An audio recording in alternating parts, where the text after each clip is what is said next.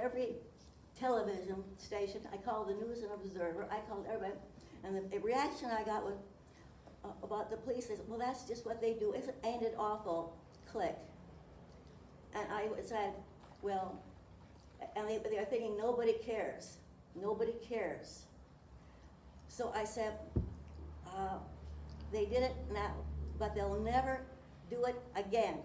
This will never happen again in Garner or Raleigh, North Carolina. This will never happen again. Never. And that's the standard. So finally, Channel 11 said, okay, I'm going to send a photographer out there. Bang, it's on Channel 11 News. Well, the cities, both Garner and Raleigh, totally underestimated the heart of the ordinary person. Because what happened was they got, they got calls and calls and calls and emails and calls and calls and calls, and so all the stations got interested.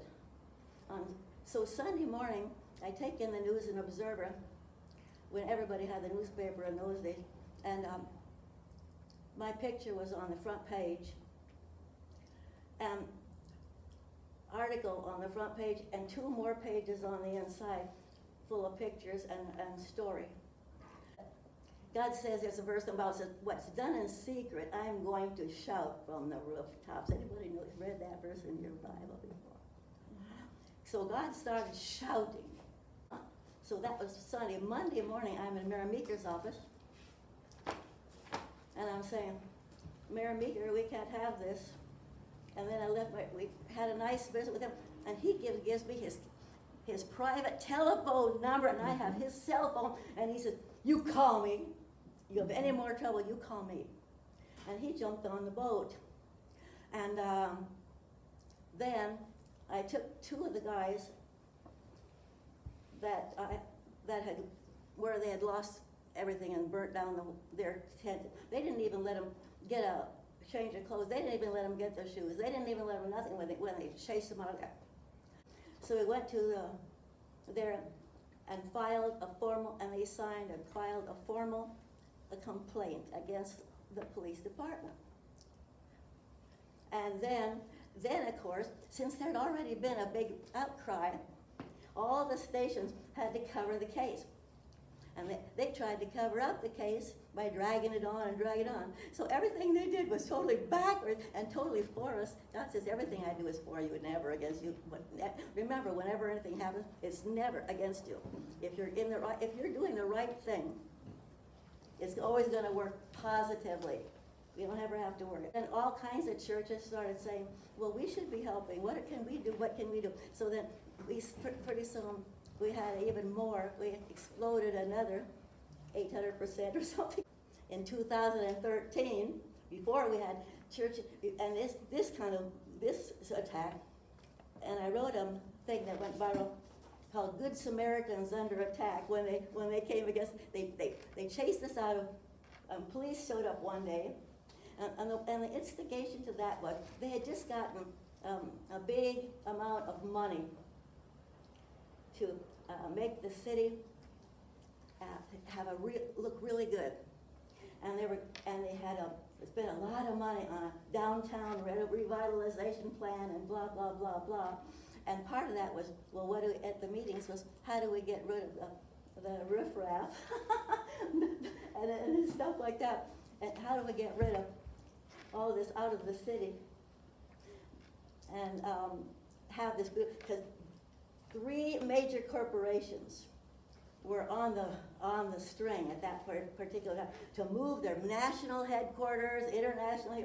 But by coming against the poor, what actually happened was when they sent police cars, and it was only in the news about what they did against us at Moore Square, but actually they went on my website and wrote down all of the locations, and every location that we went, and they had different ones it's every week, they were all weekly. So there was a police car that every vacant lot, private property was even called, that owner had to come and chase us off and quit letting us on. Private property even was on the list that we could not We could not share food. There's more information about what happened when I sent out this Good Samaritan under attack. The Muslim leader called me, the rabbi for the Jewish people called me, and they both came to and that completely shut down. They couldn't get phones through to the city hall. They could not get email through for days through the city hall. Everything was totally crashed when this, the whole thing went viral. And so I was getting offers from help as far away as Russia, and the Today Show was covering it, and all of this stuff. So everything Raleigh did, trashed to build at the expense of the poor, to build the city reputation, trashed the city, and all three of those major corporations went back to their board, voted it down, and none of them moved to Raleigh, and they lost everything and God wasn't a bit happy so then now I'll just jump to the end again. God has provided amazing resources. We had Oak City Outreach, and then Oak City Cares, and lots of churches bring huge amounts of food and all that stuff. Just get her newsletter, and you'll see some of the things that God has done. And we have more work to do in Raleigh at the city government. I went to there's accounts in the stuff I sent her, all kinds of city council meetings, and what we did there, and how to prevail. And I always get handouts, and I always would walk up and give a handout. And the city council was really nice. In fact, this is important probably to say this one thing. When you go to the city council, usually their attitude is not against you. They're usually and in fact most everybody you talk to, and the mayors and the county commissioners and all that, and the governor, they say the same thing. I'd like to help, but I haven't got a clue what to do. What do you want me to do? And they said, tell me what you want me to do, and we'll help you. And they have been very good about following up that. We criticize them for not doing more, but really they're ignorant. It's really just ignorance. They don't know they do know. They know it needs to be done, and they're liable to do the wrong thing. But if they know the right thing to do, how do we help? How do we help? So at the council meetings, we didn't go to protest anything. We always pull the city council on our side. We call the governor on our side, everybody on our side. We don't. If we come against them, it's like they fight back. If you push, they push back. If you love, they love back. And so we loved them all into.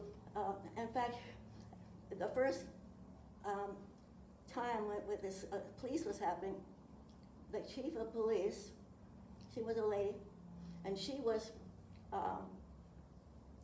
going through cancer, a bad cancer thing with chemo and all that kind of stuff. So I was at the city council meeting, but I wanted her to know I wasn't protesting or criticizing her. So I went up, she was sitting by, and I went up and I put my arms around her, hugged her, and prayed for her to be healed of her cancer. And, but you see what I mean? We don't have, God says, I'll make your enemies to be at friends to you. So that's why Church in the Woods is never has a protest board. We have had advocacy.